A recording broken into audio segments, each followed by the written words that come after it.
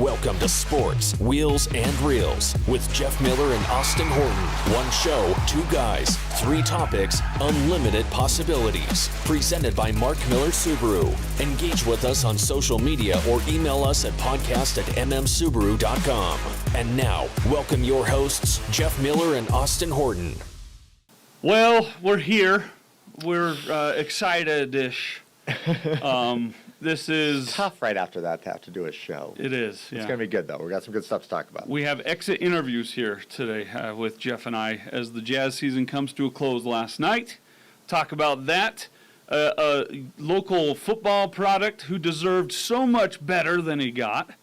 Mm-hmm. In Wheels, Subaru in the news with a $sign on that S. We'll tell you about that. Talk about our promised partner of the week. And then in Reels, a movie that we've never seen Liam Neeson do before. No. I'm lying. Tell you about that and all whatever we want next in Sports, Wheels, and Reels. My name is Spencer Kofed, and my Subaru is Extreme Adventure. Outback's really great for my lifestyle. It's got the ground clearance, it has four-wheel drive, it has just enough space for all my gear, but it's not crazy big of a footprint, so you can drive around the city really easily. It's a great car. And I almost never sleep in a tent now when I camp. I always sleep in the back of the Outback. I backcountry ski a lot here in the Wasatch, and I tour a lot, and to get there in a snowstorm, I want something reliable, and the Subaru gets me to the trailhead, and then I can go hike and ski Utah's great powder. If any of my friends were looking to buy a Subaru, I'd recommend Mark Miller Subaru. They have a promise price guarantee. It's just a really transparent experience. You never feel like they're hiding stuff from you. Whether it's skiing, skydiving, dirt biking, mountain bikes, surfing, and wakeboarding, my Subaru gets me out on my adventures. Subaru is a brand I trust, and Mark Miller Subaru is the Utah retailer that I love.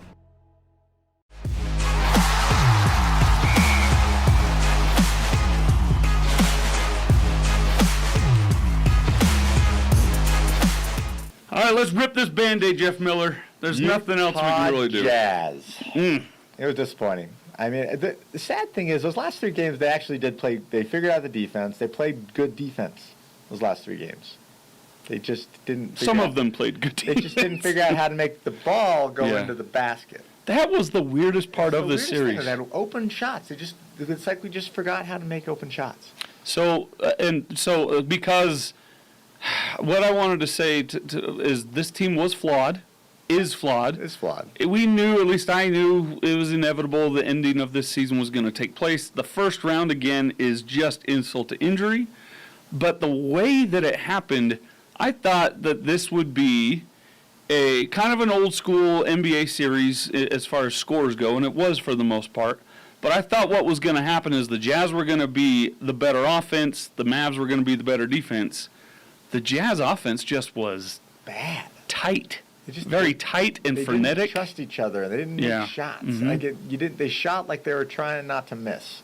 That's they were aiming instead of shooting. And that's where you got these little bounce out 3-pointers, just in and out shots, and you can't shoot 20-something% against a team as good as Dallas and expect to win anything ever. Yep. And they were still in most of those games. Everything short of Game 5, they were in every game. Yeah. Shooting 20% from three-point land. I mean, I think the last two games they shot like 18% from three-point land. Like, you're not going to beat anybody doing that. And Dallas started that game ice cold. I don't know if you knew that, but yesterday's game, Dallas was 0 for 10 to start the game from three-point range. And they finished, I want to say they finished with 17 threes.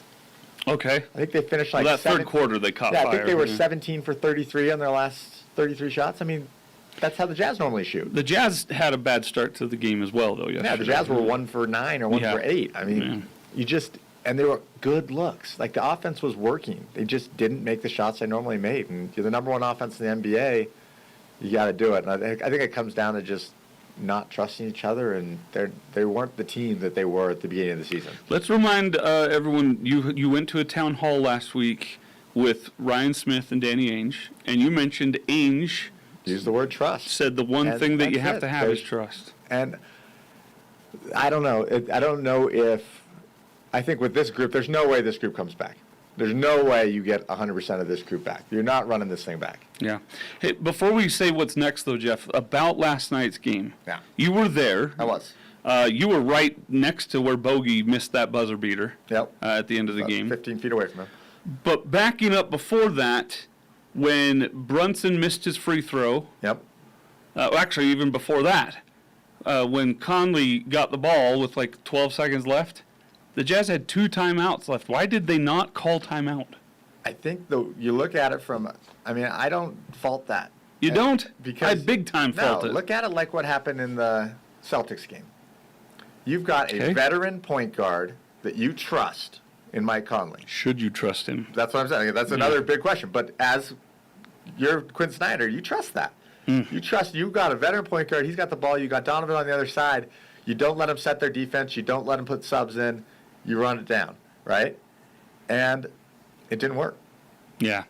Conley went in too deep, and he slid his pivot foot and traveled. So the reason I fault it is if you watch the replay, and I noticed this as it happened, but as you watch the replay, every one of those Jazz players on the floor We're expecting timeout. looked at the bench 3 or 4 times. Yeah.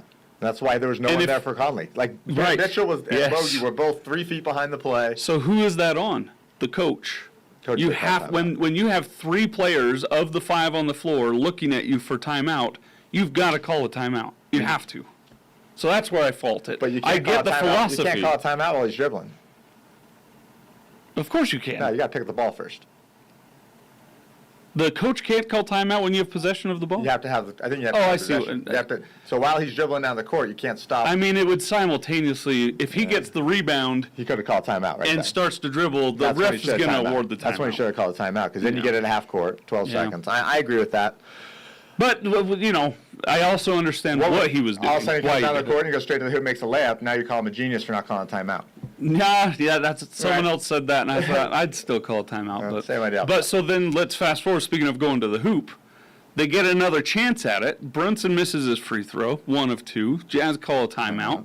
They set their play up, That was a great play. and you think that's the play that was drawn That was the exactly cross the play. court throw? It was Oops, a sorry, perfect microphone. back pick on the play. Okay. Wide open, cross court. Yeah, that's the look you want. I think every player on that court would have said, if I could get Bogey on a... Yes. He should have done his dribble step over. I got that. But a wide open three-pointer from Bogey from 22 feet, that goes in 60% of the time. And you think if he had done his settling dribble, he would have made His it. little dribble step that he always does. And Yeah. That's like his key shot. He probably didn't think he had time. You pointed out something I didn't notice, though. He could have probably got to the window. There was nobody in front of him to the hoop. And But plenty of Jazz were time. Jazz were playing for the win, which is interesting at home. Which I actually, in that time, I said to I was watching the game with my dad. I said, I'd go for the win here. Yeah. It's been a terrible series. You gotta take the opportunity when you have it. When you put it up, that game was over well before that. You got to make shots, and we just didn't make shots. What about the idea that Dallas is better I than don't Utah? think they are. I really don't. I think if the Jazz make an average amount of wide open shots, they win that series. So we both thought the Jazz were going to win this thing. I thought in 6. I mean, in postcast, if you would have said, I think Locke had a great point in this. If you would have said before this series that the Jazz in 4 games in this series would have held Dallas under 110 defensive rating, offensive rating, they would have won this Offensive series. rating, yeah. All day long, they would have won this series. Yep. Our number 1 offense in the NBA didn't show up. That's a huge problem, and that's something they got to look at in the offseason. So let's talk about the offseason. Let's do it. So these guys love each other. They trust each other. They're best friends. They're getting matching tattoos. It's not that extreme that way. Is it as extreme the other way as some would say, Jeff? I don't think it is, but I mean, there's 2 options for the Jazz. They've got either you can't get rid of both of them. That's not an option.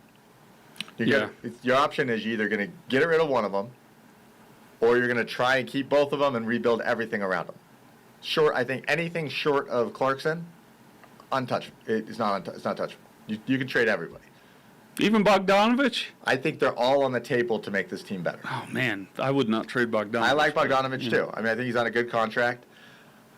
The question is, can you get something for Conley? Can you get something? I mean, if you could get out there and get something for Gobert, do you take it? Ah, Right? And that's the thing is we're a small market team. You have 2 of still the top 20 players in the NBA? yeah, not counting these playoffs. Yeah, but not counting the playoffs. Take the playoffs out of it. But you have 2 of the top 20 players in the NBA. You don't Yeah. let them go. And you have them under contract for the next 3 years. You work So- around it, and you get Rudy an offensive basketball coach this summer. and tell him not to practice defense at all this summer. And let's just work on post moves 12 hours a day, every day for the next 6 months. And then you get everyone else on the team, and you say you don't throw one bounce pass all summer. You work on your oop. Everything's up. It has to be up at the rim to Rudy. The thing is that he's got to get. He doesn't have to be a 3-point shooter. He's got to get a 10-foot jumper. He's got to get a 5-foot jumper. He's got to get a little hook shot. He's got to have something where they give him the ball, he's not having to go dunk it. He has to have some sort of soft touch, and you see glimpses of it, and then he just has zero confidence in it. Yeah. And so that's something there. But, I mean, I think you've got to figure out something there's a lot of talk on Conley going. I mean, if you could figure out a way to make Mitchell your starting point guard and get a bigger 2-guard, that would be a helpful thing. Yeah, for us. they've always been resistant to Donovan being a point guard, but I think that's what he should be. He's 6'1". Yeah. He's listed 6'3". He's actually 6'1", 6 foot maybe. He's 6'1" in shoes. Yeah. He's like a John Stockton who's like 5'10". Yes. But less QAnon, but yeah. But if you could get a bigger guard line, I think that'd be a helpful thing. The Jazz, they need bigger, more athletic wings. You thought you had it in Royce, but Royce just fell off the face of the earth that second half of the season. Royce got more out of his NBA career than I ever thought he would, but it's over. Sadly, he's got 2 more seasons left on his contract. It's over, Jeff. He's not good. He's not. Royce, you're not good, bud. I'm sorry. You're not. You're bad. I don't know. It's going to be a very interesting offseason. I think there's going to be lots of changes. Do you think it'll be seismic? Tony Jones in The Athletic said he believes there's not a blow-up coming, that the Jazz sources that he has say they don't want to trade both these guys. He thinks they are leaning more towards trading Rudy. I don't this is my argument on it is if you have 2 top 20 players in the NBA, you figure it out. You don't get rid of them. Haven't they had time to figure it out, though? They haven't. I mean, I don't think last season was a failure. I think last season they ran into bad luck. This season was an absolute failure. I get that. And there's some weird stuff going on, and they need to decide. They need to look deep at this team and have deep conversations with Rudy and Donovan and decide if they can make it work. Because in the next 5 years, I think the only way this Jazz team wins a championship is if those 2 guys make it work. Could be. Because I don't think you're going to get enough value for them back to get another top 20 player that would require us to win a championship.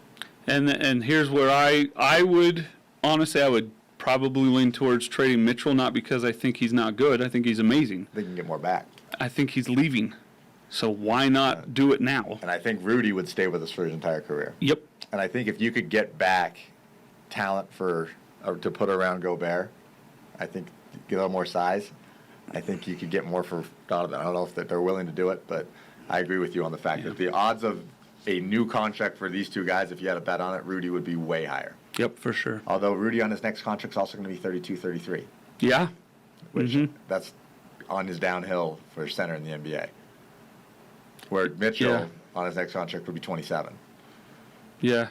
I just think he's going to leave. You got to build around the younger guy. But all right, let's go back to our bet. Let's not. Moving on to the bet. So last week Jeff had to wear a BYU hat because he lost the March Madness. So I want a payback. Yeah. And I think I might barely get it. So here's the bet. So we both sucked in the Dallas-Utah. So mine are on the left, yours are on the right.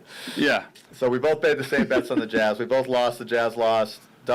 Luka actually in his 2 games had more 3-pointers than Donovan Mitchell. Never thought that would occur. Who would have thought that? And we made these bets thinking Luka may not play in the series till Game 5. And he made enough 3-pointers in his 2 games, which is horrific for Donovan, by the way. Oh, come on. Donovan in 6 games to have 10 3-pointers is absurdly bad. And he shot like 20-something%. All right, next series. Memphis is not over yet. We both picked Memphis. We're probably going to get that one right.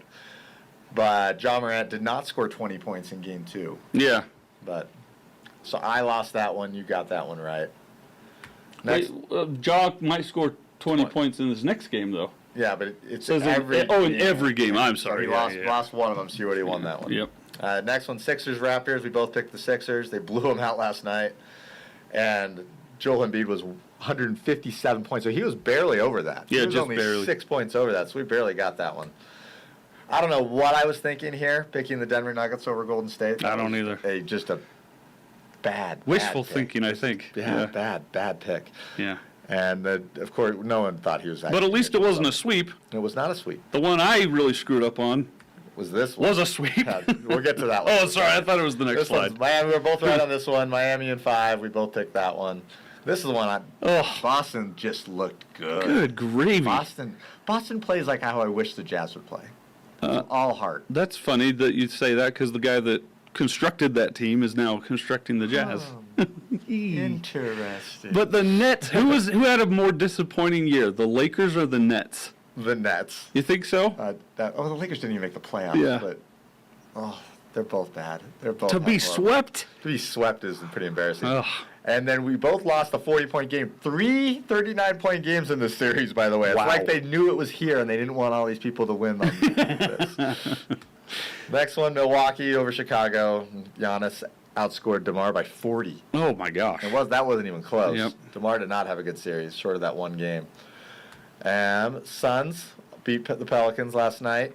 Chris Paul going 14 for 14 from the field, all on mid-range jump shots. And half of them touched every part of the rim, but it doesn't matter. It goes in. And I don't know what you're thinking Chris Paul wasn't going to get 40. I didn't think he'd play a lot. I thought they'd sweep him. Yeah. The over-under 40.5 was obliterated with 68 assists by Chris Paul in the 6 games. And that's the one that's going to cost Austin because we go to a tiebreaker as we tie. So we've got the same number of picks, right and wrong. We're 10 and 5, both of us, and so it goes to the tiebreaker, which was total points by Devin Booker, who gets hurt in the middle of the series. Stupid hamstring. And Austin goes with 135. I go with 120, so I am the winner. And what was he? 96? What did he have? He was 69. 69. I only played 2 games. Oh, that's true. Yeah. Oh my gosh. So I didn't have a prayer when that hamstring. That hamstring killed you. So next week.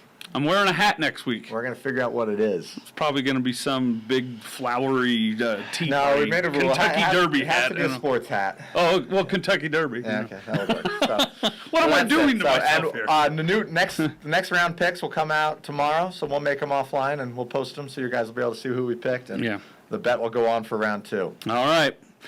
Lastly, Devin Lloyd. 27th pick. He should have been a top 10 pick. Is it because he went to the Combine? He should never have gone to the Combine. We talked about this when it first went down, right? Because what happened was on Monday this week, somebody in the NFL, the Jacksonville Jaguars, leaked out that he had medical concerns. And so he falls rapidly all the way almost out of the first round. And not only that, he loses out on a whole bunch of money. Yep. But now he has to play for the Jaguars. Worst team in the league, right? And he will not have a good career based on history of going to the Jacksonville Jaguars. Yep. He deserved so much better, and he didn't get it. But great moment, though. Congratulations. The moment where he gets up on stage and picks up Goodell was pretty awesome. Is it just bear hug and lifts him up? Was it just me that hoped maybe a rib popped or two? It was cracked. Goodell's rib. Yeah, it's possible. All right, so there's sports this week. Sad end of the Jazz season. But in memoriam of the Utah Jazz. Yeah. Changes are coming. And lots to talk about. They're moving to Vegas or Seattle in the next. Right. Maybe they'll be wearing purple. That's another thing we'll talk about later on. All right, that's it for sports. Coming back on the other side, we'll get into the wheels segment. Subaru has a price for their latest model. We'll talk about that. The U.S. Army is in the automotive news. Elon Musk and our promised partner of the week. Stay tuned. Be right back.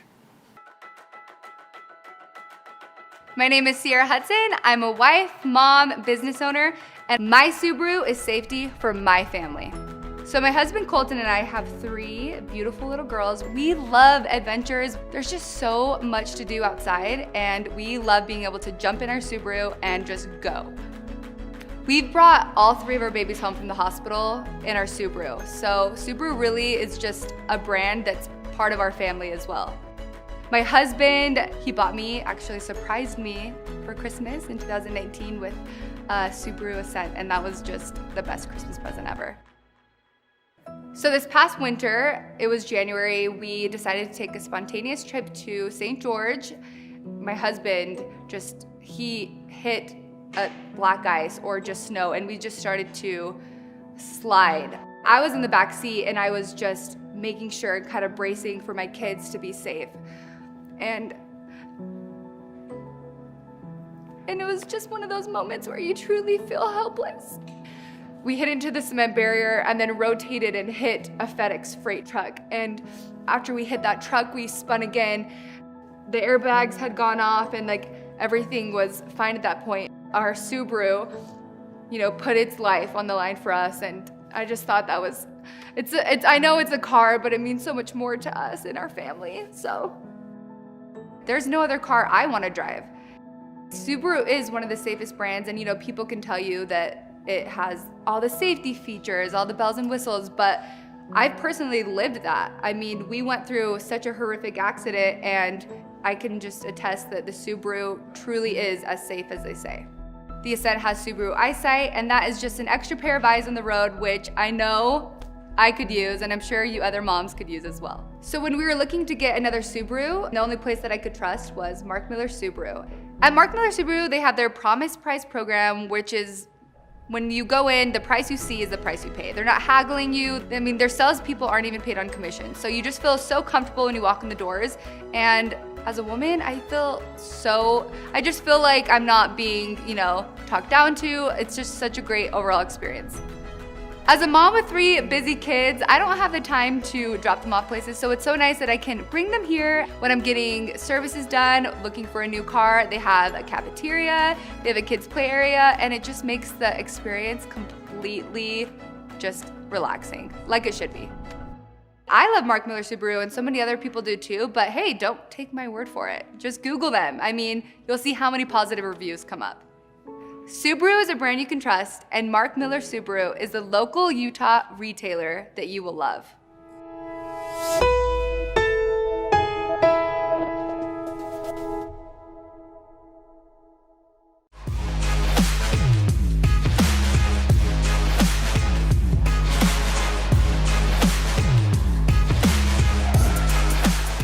Welcome back. Time for Wheels, episode Wheels. 13, by the way. We're not supposed to mention that because it's the number Friday, 13, too. and the Jazz lost. Coincidence? I think not. Probably not. Subaru, though, good news. The Solterra on its way to us. We're starting actually putting real orders in. That's on right. Real vehicles for customers. We're expecting to see them in the next couple months. Yeah, I think that there's going to be a lot of happy people because not only are they on their way, and it's a priority for Subaru to get them The here. pricing. The pricing was announced. Now, was it announced by Subaru? Subaru announced it, yeah. Okay, so the starting price is not $50,000 like some people thought it might be. 44,995 or something like that. 45 grand basically. Just under 45,000. Plus, you get a tax credit. Plus, you have a $7,500 federal tax credit will be on every one of these cars. So No matter what trim level you no get. matter what trim level. So the way that tax, I think it's the first 200,000 cars a manufacturer produces get a tax credit. So that's the Okay. interesting thing. How long will it take us to manufacture 200,000 Solterras? A long, Yeah, long time. yeah, uh-huh. Years. So you got time. Yeah. So that's the interesting thing is so Toyota has their version of it, but Toyota is going to be out of tax credits.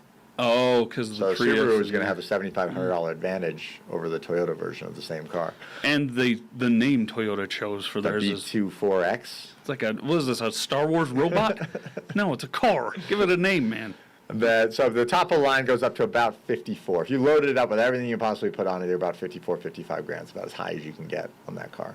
I think that's a great price Not for a an tow E. hitch on it with an accessory option package. I see, Or something is what they call it. It's not listed as a tow hitch. But if I were in the game for it, I would be getting that top of the line because of that glass roof. That is Yeah, so it's cool. It's Yeah. cool. And they've got two-tone paint schemes and some things like that. And there's some different additions. But we're excited to see it. It's nice to get it. We're going to have, the way they're doing is the first one we're going to get is going to be an SSLP car, which is one of our loaner fleet. So we'll have one on the lot Wow. all the time to test drive and show people and see what it's all about. Cool. Awesome. And the tax credit, that works how? So the way tax credit works is if you lease it, it comes out of the lease and the tax credit gets paid to the bank or the manufacturer. If you buy it, you just get a straight $7,500 off your taxes. So if you had a tax bill of $7,500, you get $7,500 back. So if you don't owe any taxes, you get a check for refund. You get a $7,500. refund back. That's amazing. Yeah. All right. Elon Musk is also in the news this week. Jeff Miller. Did he buy something? Well, he hasn't. This is the funny thing. He hasn't bought anything yet. I thought it officially was approved. No, it's approved. But there hasn't been an It hasn't exchange. closed until October. So do you know how much stuff a guy like Elon Musk could screw up by October with his mouth? I give the odds of this closing at 50-50. And if you don't know what we're talking about, then you've been in a coma.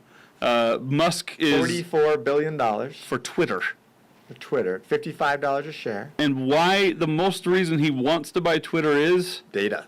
data. He wants your information. And he's going to get it because I'm not quitting Twitter. I love Twitter. I love. Now, will he start charging for Twitter? Yeah. You have to buy a Tesla. I mean, to have a Twitter account.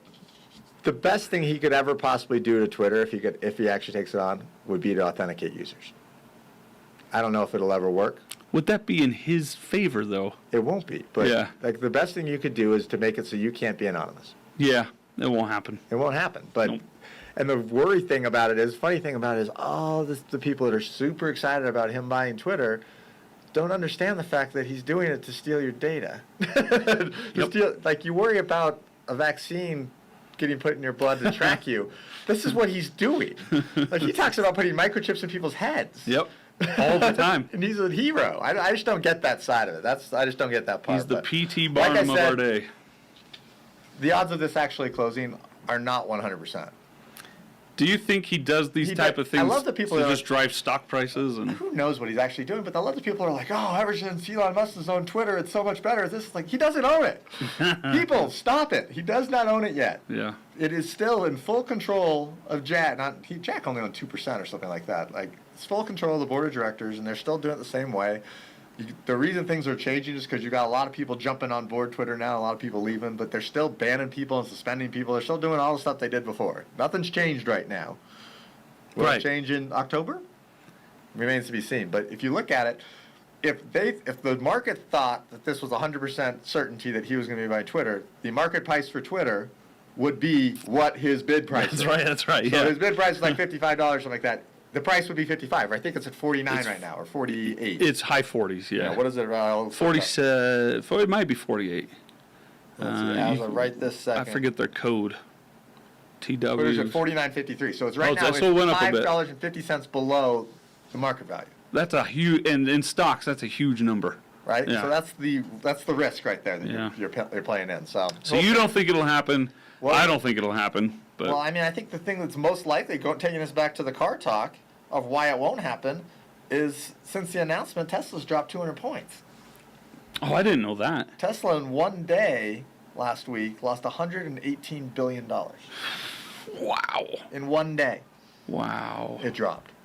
So if the Tesla stock doesn't like us, what the worry on the Tesla side is that he's going to have to sell shares to pay for it. And that's going to hurt the stock price. So I don't know. I think there's a lot to be talked about still in this and how it affects Tesla and how it affects a lot of things. But it's not a sure thing that he's going to be owning Twitter at the end of the day. Yep. All right. The U.S. Army Tanks. is getting into the electric game, as it were. Hybrid Bradleys. They're talking about getting rid of the current fleet of Bradleys and going hybrid.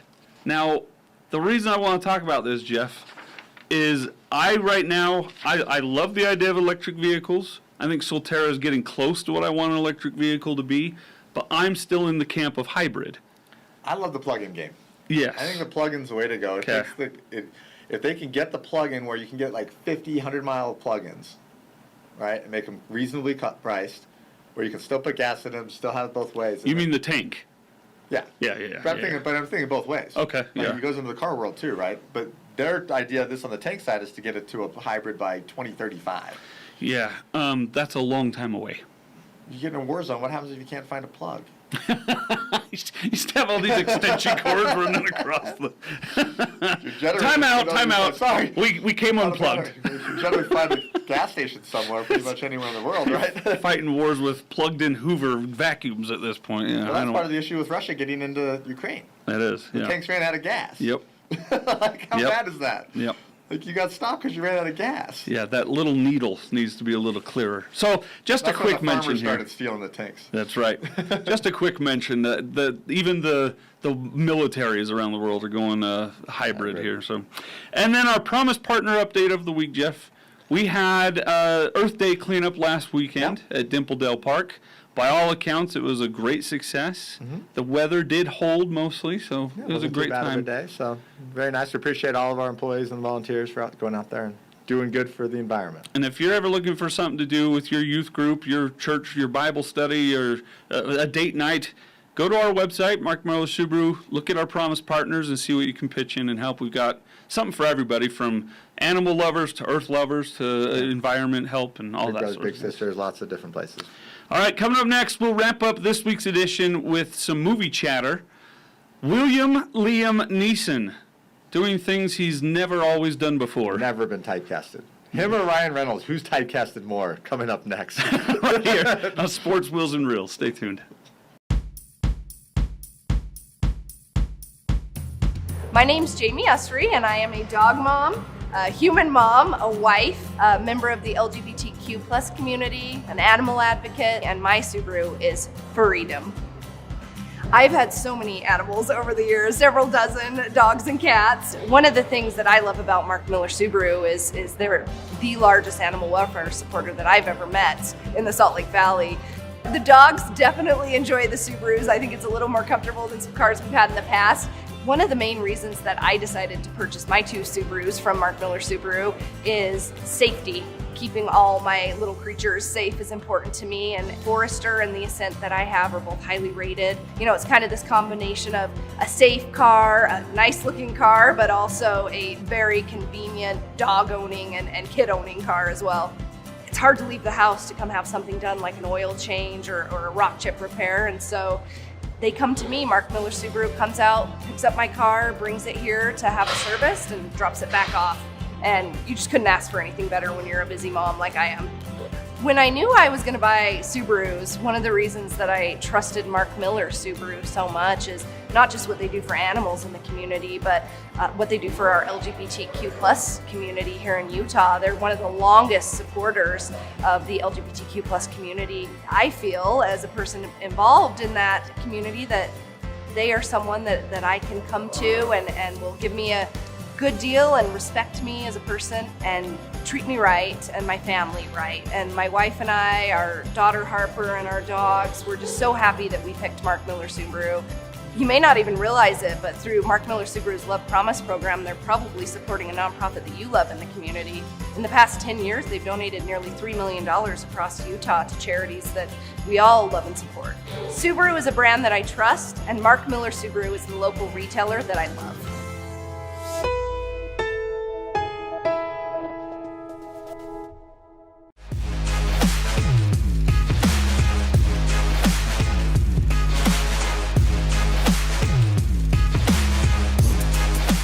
Let's all go to the movies. All right, movies, film, cinema.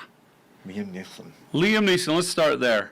The movie is called Memory.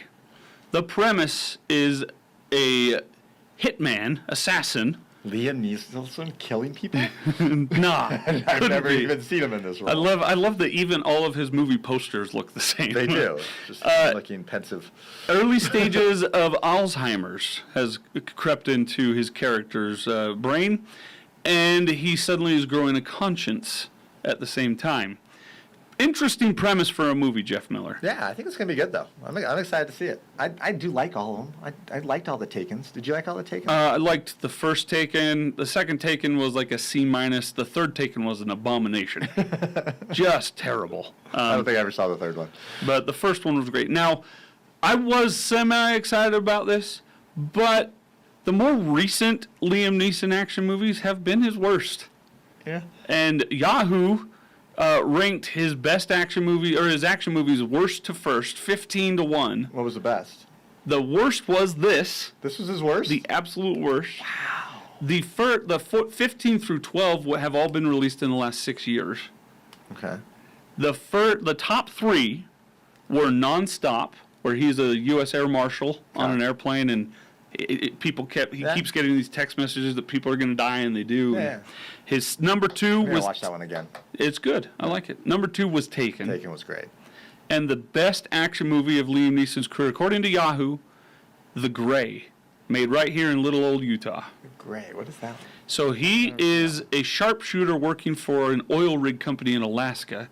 His job is to keep the oil rig workers safe from encroaching predators. Okay. So he's shooting wolves and bears and moose Like and sniping a bunch of animals before they kill them. and then he gets stranded out there and All right. fights off a bunch of wolves, like Okay. the Memphis Grizzlies. So you're saying you're not going to watch this movie? I will watch it. I will watch every Liam Neeson movie, every one of them.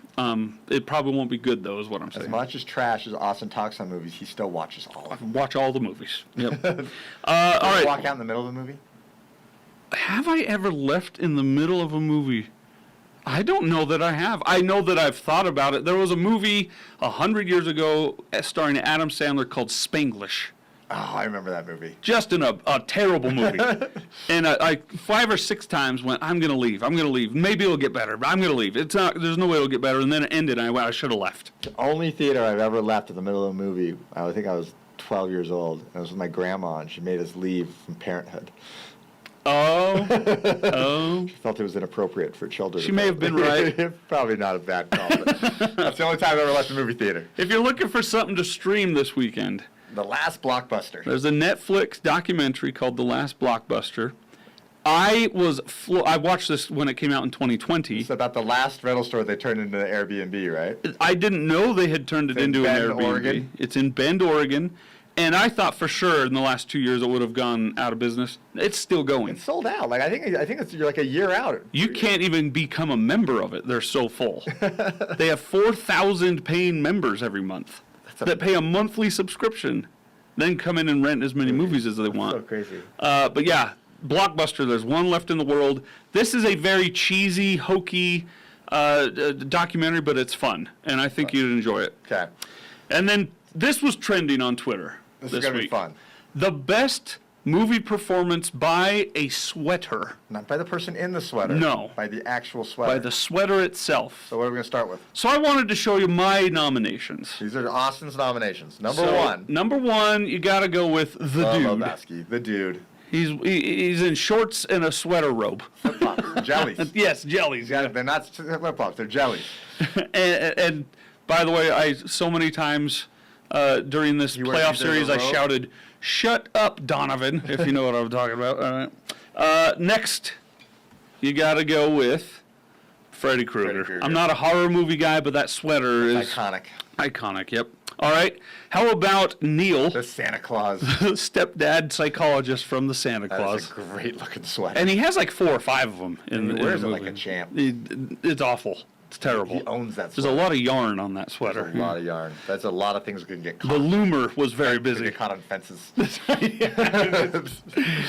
Macaulay Culkin's Home Alone red That sweater. red sweater, pretty iconic. I had a red sweater like that growing up just because of Because you this wanted movie. to Yep. be, you wanted to be home alone. He also had a white one, that he wore out. Speaking of white sweaters, there's The best sweater ever. Cousin Eddie. Cousin Eddie's from Christmas Vacation. That is, I would With like the to shirt know. under, with the fake shirt under, it's the best part. Yeah, I would like to know who has that. Do you think Randy Quaid owns that? Oh, he had to have kept it. Oh, he better have. That's a piece of Randy cinema. Quaid's gone off the deep end. You don't say.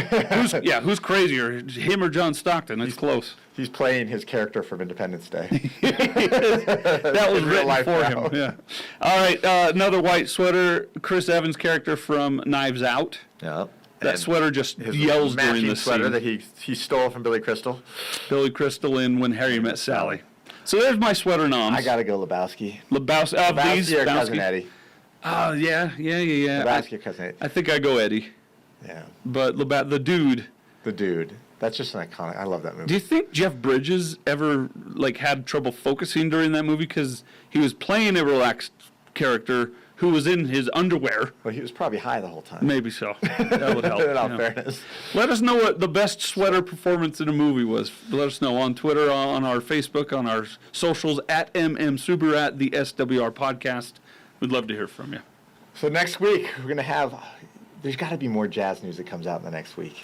So We're going to start seeing the drama starts now. you're going to start Yeah, seeing... the drama starts next week. They're not having a locker room cleanout tomorrow. Oh my gosh, the T-shirt. We should make it the drama The starts drama now. starts now should be the t-shirt. Oh my gosh, with the O and now being the jazz note. The Yeah. drama starts now. So they're not doing locker room cleanup. No locker room cleanout Oh, I today. didn't hear that. No, they did it all last night. They're not going to do full speeches. It's kind of crazy. You're kidding me. No, that's what they said last night.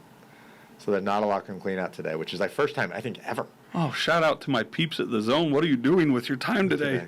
Oh my gosh. Wallowing in pain. Oh, I do not envy Feeling you. pretty good about working for Mark Miller Subaru today, aren't you? I am. I said to my dad last night, I was like, you know, I really like my new job. I really do. I don't know that Today I you go like back it a to lot radio. more today. Today through this summer, not having to book guests who don't want to come on and say the same thing the other guests have said It's going to every be day. a brutal time for Utah sports radio over the next 2 months. But next week, I think what you'll see between now and our next show, you will see some leakage of what was going on And behind what's the happening scenes. and what's going on. Does Joe Ingles come back? We'll talk No. about that next week. Not a chance. All right. The leakage might be from Joe Ingles. All right, that's Jeff Miller. I'm Austin Horton. For Ashley and Mike behind the scenes, Joseph Dean as well. All of you, thanks for joining us. We'll be back for episode 14, the Jeff Hornacek episode next week. Yes, it is. Until then, Utah by 5. Trust me.